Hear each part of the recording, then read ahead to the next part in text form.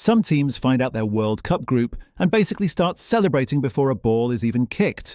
Other teams see their group and immediately start writing apology letters to their fans. Same tournament, same trophy, wildly different odds. And the reason comes down to one room, one machine, and a handful of decisions made months before the draw even happens.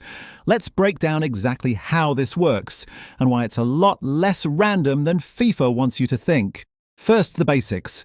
Every World Cup starts with group stage. Teams get sorted into groups, usually 4 teams each, and they play each other once.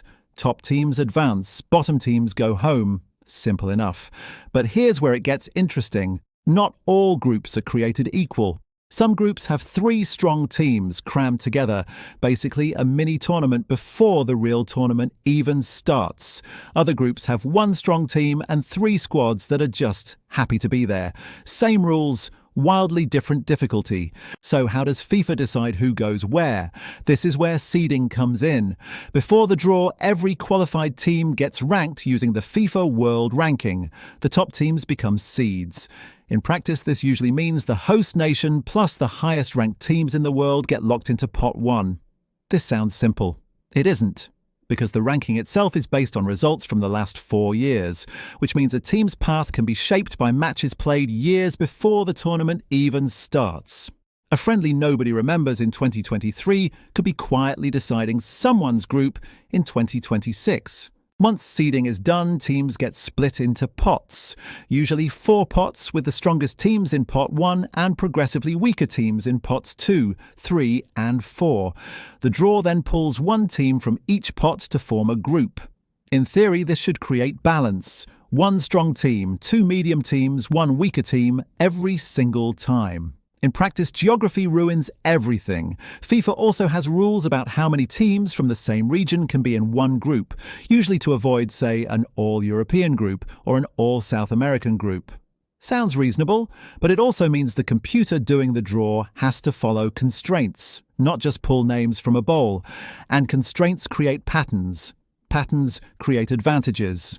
Here's the part that actually decides your World Cup. Pot 1 matters the most, but pot 2 might matter even more. Because here's the thing, the team you get from pot 2 can sometimes be almost as good as a pot 1 team.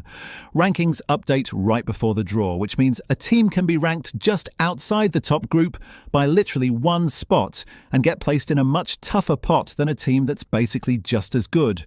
1 ranking point. That's the difference between a group of death and a relatively comfortable path.